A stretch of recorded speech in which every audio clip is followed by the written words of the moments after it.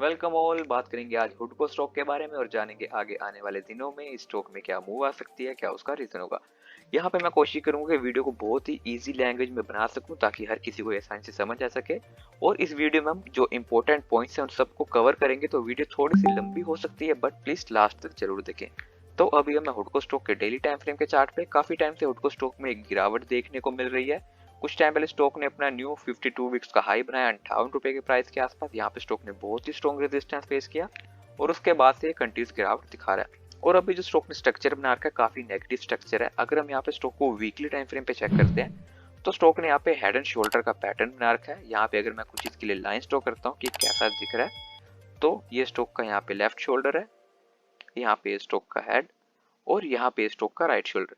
जब भी कोई stock head and shoulder pattern बनाता है तो उसमें हमें गिरावट देखने को मिलती है। But head and shoulder pattern में एक पॉइंट होता है जिसे हम नेकलाइन कहते हैं। अगर यहाँ पे हम चेक करें तो जो नीचे की लाइन है जहाँ पे स्टॉक बार बार सपोर्ट ले रही है, ये इसकी नेकलाइन होती है।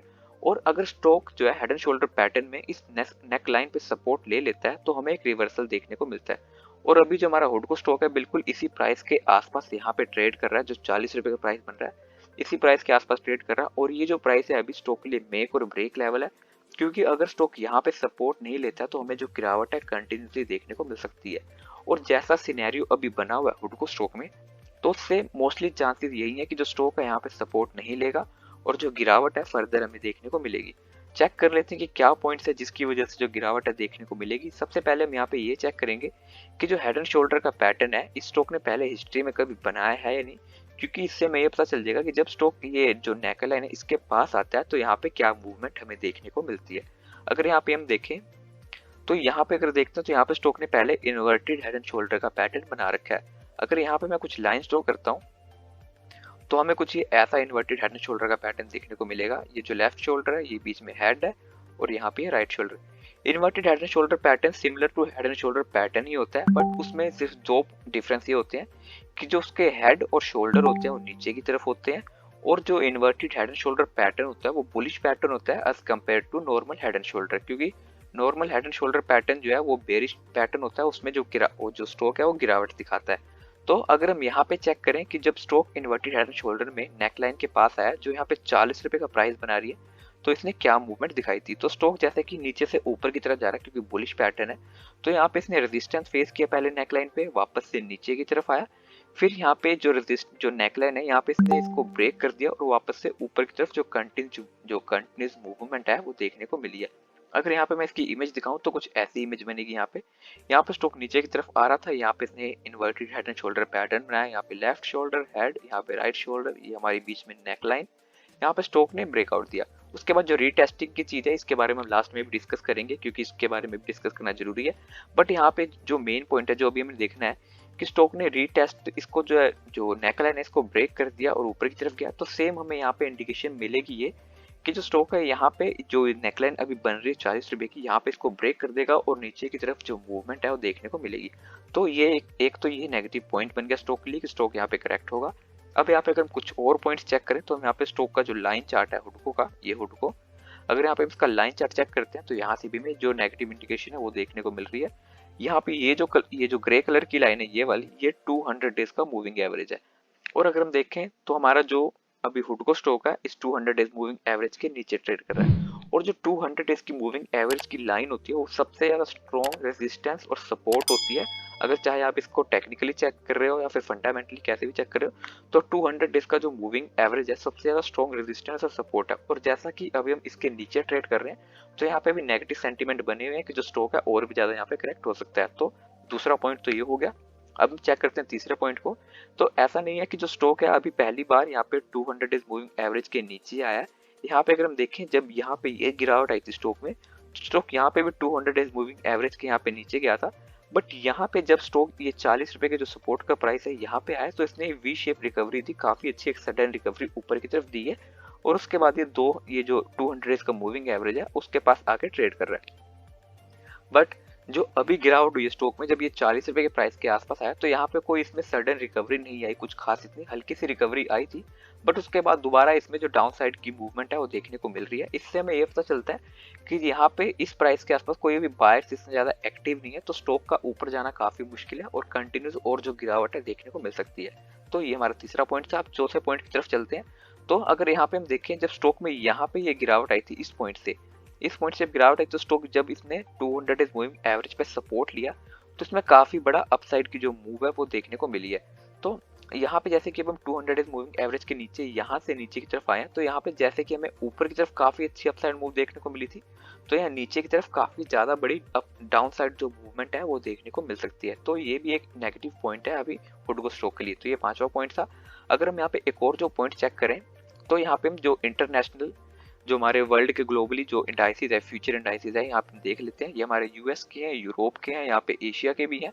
तो अभी हम देख रहे हैं तो ओवरऑल हर एक कंट्री में जो मार्केट है वो एक तरीके से क्रैश ही हो रही है, एक तरीके से उसमें सेल ऑफ देखने को मिल रहा है। मेन रीजन यही है कि जो अभी कोविड-19 का न्यू वेरिएंट है ओमिक्रॉन, उसकी वजह से कई देशों में लॉकडाउन लग रहा है, कई जगहों पे काम नहीं चल रहा सही से, इस वजह से काफी जगहों पे सेल ऑफ देखने को मिल रहा है। तो अगर पूरे वर्ल्ड में अगर अगर हमें जो गिरावट देखने को मिल रही है, तो हमारा इंडियन मार्केट भी इसमें पार्टिसिपेट करेगा, और जैसा कि अभी कर भी रहा है। अगर यहाँ पे हम निफ्टी 50 और बैंक निफ्टी के फ्यूचर्स को देखें, तो यहाँ पे गिरावट ही देखने को मिल रही है। तो सेम गिरावट हमें जो अगला ट्रेडिंग सेशन है उसमें भी देखने को मिलेगी। और अगर हमारा मार्केट और अगर करेक्ट होगा, तो जो हुडको कोई ऐसा चमत्कारी स्टॉक नहीं है कि वो ऊपर की तरफ जो है मूवमेंट दिखाएगा। और वैसे भी अभी ये एक मेक और ब्रेक लेवल पे है, तो अगर मार्केट हमारी गिरेगी, पूरा ग्लोबली गिरेंगे, तो ये स्टॉक भी गिरेगा। और जब यहाँ से गिरेगा तो इसमें बहुत ही बड़ी जो गिरावट है हमें देखने को मिलेगी। तो ओवरऑल अभी बहुत ही एक नेगेटिव स्ट्रक्चर बना हुआ है हुडको स्टॉक में, और काफी ज्यादा इसमें सेलिंग अभी देखने को मिल सकती है। अब हमें यहाँ पे जो मेन पॉइंट है वो ये चेक करना है कि अगर स्टॉक यहाँ पे करेक्ट होगा तो किस प्राइस तक जा सकता है, हमें बाय करना चाहिए उस प्राइस पे, कहाँ पे बाय करना चाहिए और कहाँ पे हमें सेल करना चाहिए। तो अगर स्टॉक यहाँ से नीचे आएगा, तो नीचे आने के बाद सबसे मेन और स्ट्रॉन्ग एक जो सपोर्ट बनेगा स्टॉक के लिए, वो बनेगा ये 30 रुपए का प्राइस। ये इसलिए क्योंकि अगर हम पीछे हिस्ट्री में देखते हैं तो 30 रुपए के प्राइस पे स्टॉक यहाँ पे सपोर्ट ले चुका है। जब ये inverted head and shoulder pattern बना था, तो इसके जो हेड थे वो यहीं पे थे, यहाँ पे इसने यहाँ पे सपोर्ट लिया, तो यहाँ पे सपोर्ट लिया, तो सेम हमें यहाँ पे सपोर्ट जो है स्टॉक लेता हुआ देखने को मिल सकता है। अगर स्टॉक यहाँ पे सपोर्ट नहीं लेगा, तो इससे नीचे जो मेन स्ट्रॉन्ग दूसरा सपोर्ट बनेगा वो बनेगा 25 रुपए तक का। 25 का इसलिए क्योंकि यहाँ पे भी जो स्टॉक है पहले रेजिस्टेंस फेस कर चुका है, और 30 और 25 का प्राइस इसलिए है क्योंकि ये दोनों होल नंबर भी है। और इतनी बड़ी गिरावट का एक रीजन और ये भी है कि जब यहाँ पे inverted head and shoulder pattern बना था, तो स्टॉक में जो ऊपर की मूवमेंट थी अगर हम उसको देखें, तो नेकलाइन 40 के प्राइस पे थी, यहाँ से स्टॉक ऊपर तक गया यहाँ पे ऑलमोस्ट 58 तक। तो यहाँ पे ऊपर तक हमें 58 रुपए तक की जो अपसाइड की मूव है देखने को मिली थी। अगर हम इस छोटी मूव को भी देखें, तो ये भी ऑलमोस्ट 15 की थी, क्योंकि 54 तक गया था, तो यहाँ पे हमें 15 रुपए तक की ऊपर की अपसाइड मूव देखने को मिली थी पहले में। तो अगर स्टॉक यहाँ पे नीचे की तरफ आता है, तो नीचे भी हमें ऑलमोस्ट कम से कम 10 रुपए तक की डाउन साइड मूवमेंट जो देखने को मिल सकती है। और 10 रुपए का जो पहला टारगेट हमारा बनेगा, यहाँ से 40 से लेके नीचे 30 रुपए तक का बनेगा। तो इस वजह से जो गिरावट है यहाँ देखने को मिल सकती है। अब हम चेक कर लेते हैं उस पॉइंट को जिसको हमने लास्ट कल रखा था रीटेस्ट का। तो जैसे कि हमने कहा था, जब स्टॉक यहाँ से अपसाइड गया, अगर यहाँ पे हम इसको इन्वर्टेड हेड एंड शोल्डर में देखें तो ज्यादा क्लियर होगा। जब स्टॉक ने यहाँ पे इसको ब्रेकआउट किया, ऊपर की तरफ ऊपर गया, रेजिस्टेंस फेस किया 55 रुपए के प्राइस के आसपास, वापस से नीचे आया, और जो इसकी नेकलाइन थी inverted head and shoulder pattern की, वहां पे आके इसने सपोर्ट लिया। इस चीज को कहते हैं हम रीटेस्टिंग। जैसे कि यहाँ पे क्लियर दिखा रखा है, ब्रेकआउट आया, ऊपर की तरफ गया स्टॉक, वापस से नीचे आया, जो नेकलाइन थी यहाँ पे इसको रीटेस्ट किया, यहाँ पे सपोर्ट लिया, इसको कहते हैं रीटेस्टिंग। तो अगर हम यहाँ पे चेक करें, तो अगर यहाँ पे स्टॉक नीचे की तरफ आएगा, ये अगर 30 रुपए के प्राइस पे सपोर्ट लेगा, तो यहाँ पे सपोर्ट लेगा, वापस से ऊपर की तरफ जाएगा, और ऊपर जाएगा तो यहाँ पे यहाँ जो नेकलाइन थी वहां पे जाके सपोर्ट ले सकता है, और यहाँ पे इसको रिटेस्ट कर सकता है। तो अगर कोई यहाँ पे अगर बाय करना चाहता है, कोई स्विंग ट्रेड करना चाहता है, तो यहाँ पे वेट कर सकता है 30 रुपए के प्राइस के आसपास तक का। जब स्टॉक 30 रुपए के प्राइस के आसपास आ जाएगा, तो यहाँ पे हम इसको बाय कर सकते हैं। और जो ये स्विंग ट्रेड होगा 40 रुपए तक का, ये 10 रुपए के लिए 40 रुपए तक का, इसके लिए हम यहाँ पे होल्ड करके चल सकते हैं। तो ओवरऑल यहाँ पे जो स्टॉक है ओवरऑल इसमें गिरावट देखने को मिलेगी। जब 30 रुपए के प्राइस पे आएगा तो बाय करके चल सकते हैं। तो हमने यहाँ पे ओवरऑल जो है एक नेगेटिव जो पॉइंट्स है सारे कवर कर लिए, कुछ एक हम जो पॉजिटिव पॉइंट्स हैं उनको भी कवर कर लेते हैं। क्योंकि जो स्टॉक है, अगर यहाँ पे अगर एक चीज और कवर कर लेते हैं आप सबसे पहले, कि अगर स्टॉक जैसे कि यहाँ पे अगर रिवर्सल दिखाता है, अगर यहाँ पे रिवर्सल दिखाना तो क्या इंपॉर्टेंट है, अगर स्टॉक यहाँ पे कंसोलिडेट हो जाता है कुछ दिनों के लिए, ऑलमोस्ट यहाँ पे अगर कुछ दिनों या फिर कुछ वीक्स के लिए यहाँ पे कंसोलिडेट हो जाता है, इस प्राइस पे सपोर्ट ले लेता है, तो हमें यहाँ पे रिवर्सल देखने को मिल सकता है। और यहाँ से अगर स्टॉक अपसाइड जाएगा, तो हमें 50 रुपए और जो 55 रुपए तक के टारगेट है वो देखने को मिल सकते हैं। तो यहाँ पे अगर रिवर्सल चाहिए स्टॉक को तो यहाँ पे थोड़ा सा होल्ड करना पड़ेगा, तभी रिवर्सल दिखाएगा, वरना यहाँ पे नीचे की तरफ मूवमेंट देखने को मिलेगी। तो हमने ओवरऑल काफी सारे नेगेटिव पॉइंट्स इसमें कवर किया, अब हम जो कुछ पॉजिटिव पॉइंट है वो भी कवर कर लेते हैं। तो जो हुडको स्टॉक का शेयर होल्डिंग पैटर्न है, अगर हम उसको चेक करें यहाँ पे, तो यहाँ पे हमें काफी अच्छी एक जो जो होल्डिंग्स है वो देखने को मिल रही है। अगर यहाँ पे हम एफआईएस की होल्डिंग चेक करें, पहले इनकी होल्डिंग 0.13 तक की थी, अब इनकी होल्डिंग 0.2 तक की हो गई है, जो एक अच्छी इंडिकेशन देती है कि एफआईएस का विश्वास है कंपनी में। डीआईएस की होल्डिंग चेक करें तो 2.15 थी, अब इनकी होल्डिंग 8.67 तक की हो गई है, तो ये भी काफी अच्छी इंडिकेशन देती है। और अगर हम पब्लिक होल्डिंग चेक करें तो पहले ये भी होल्डिंग 7.91 तक की थी, अब इनकी होल्डिंग 9.32 तक की है। तो ओवरऑल यहाँ पे होल्डिंग काफी अच्छी देखने को मिल रही है हमें।